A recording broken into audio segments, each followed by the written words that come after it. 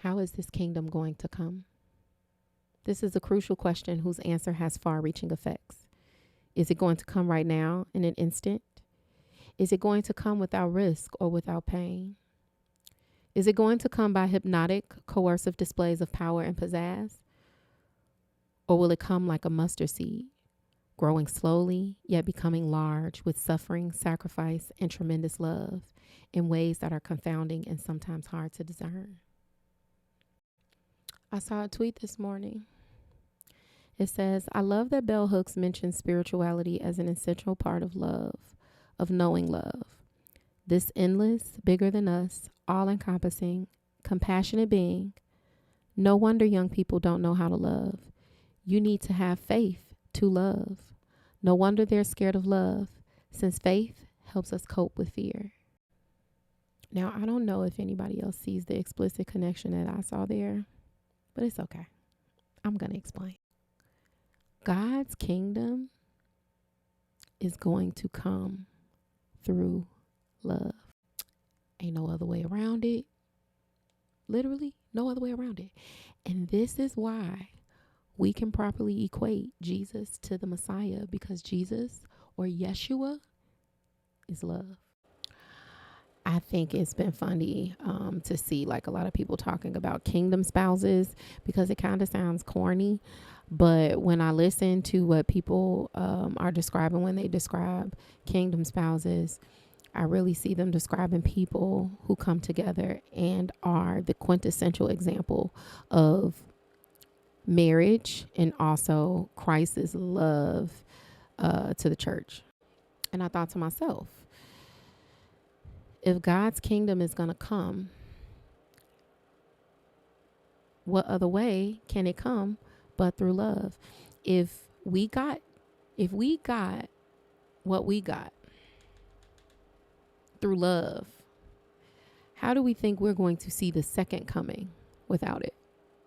If I speak in the tongue of humans and of angels, but do not have love, I am a noisy gong or clanging cymbal. And if I have prophetic powers and understand all mysteries and all knowledge, and if I have all faith so as to remove mountains, but do not have love, I am nothing.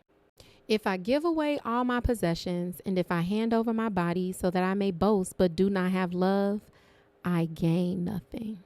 Love is patient. Love is kind. Love is not envious or boastful or arrogant or rude. It does not insist on its own way. It is not irritable. It keeps no record of wrongs. It does not rejoice in wrongdoing, but rejoices in the truth. It bears all things, believes all things, hopes all things, endures all things. Love never ends. But as for prophecies, they will come to an end. As for tongues, they will cease. And as for knowledge, it will come to an end. For we know only in part, and we prophesy only in part. But when the complete comes, the partial will come to an end. For when I was a child, I spoke like a child.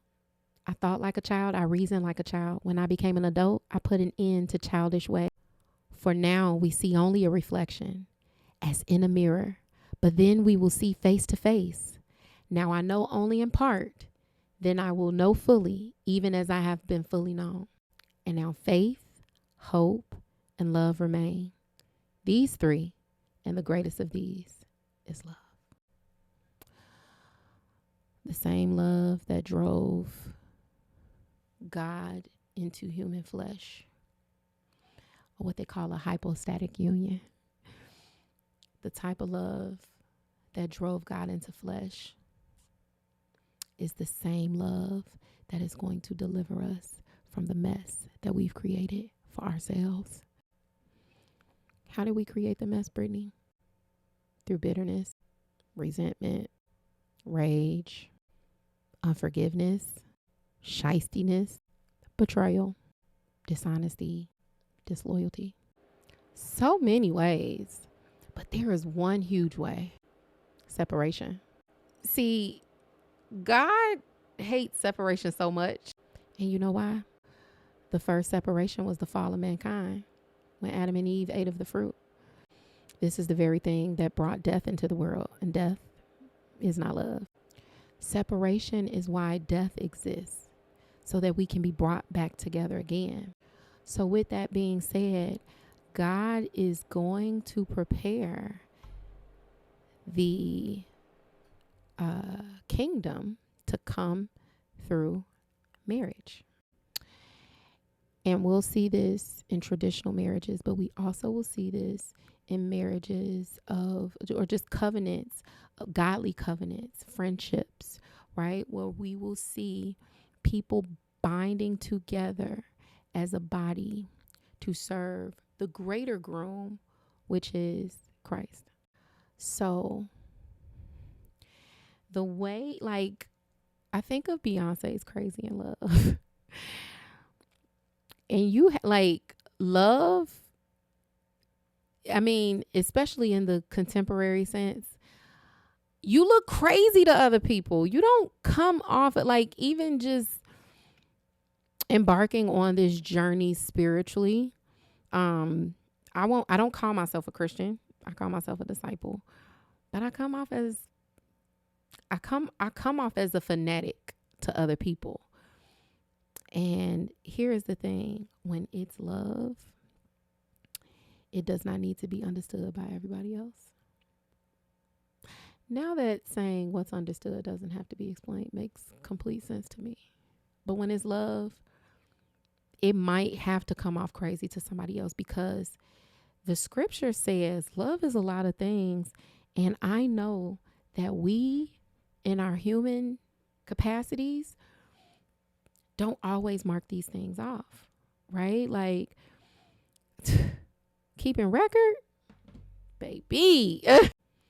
But the marriages that God are calling forth in this year and beyond are marriages that are rooted in 1 Corinthians 13, because that is the type of love that is going to revolutionize things. It's going to change the world. That is the type of love that is going to bring God's kingdom into the earth, literally. And so what happens is, when you get an influx of godly marriages, or as you get the kingdom spouses coming together, people are going to change culture. And when we shift culture, we create something that people want to aspire to. And so if you have people who are invested in presenting godly marriage in a way that doesn't look like, hey, you lose your cool, you lose your ability to hang out with people. No. And that's the problem. A lot of people don't want to fully serve God because they feel like they're going to really fully have to surrender. And guess what? You will. But just like they say, you have to trust that the thing that you're giving up pales in comparison to the thing that God is going to give you. And so back to shifting culture, there are going to be kids, they're going to be peers, they're going to be family members who want to follow the example of love that you follow. You're going to correct, because I truly believe that relationships have the ability to teach people to be better people. Honestly, people that are in relationships, and I hate to say this, people who are in long-term relationships tend to be better friends. Actually, let me come back. Have the capacity. They have the capacity to be, because we all know people who are not balanced and everything is my man, and they can't be good friends. But I'm not talking about that. I'm talking about people who are in relationships that are primed to grow. They can be better friends, or have the capacity to be better friends, because they're getting that practice in and out every day. And as a result, there are going to be so many people who have examples of what love should look like. One thing I recall, my mom's side of the family, they really revere my dad and his family, primarily because of what their union and their unity represented.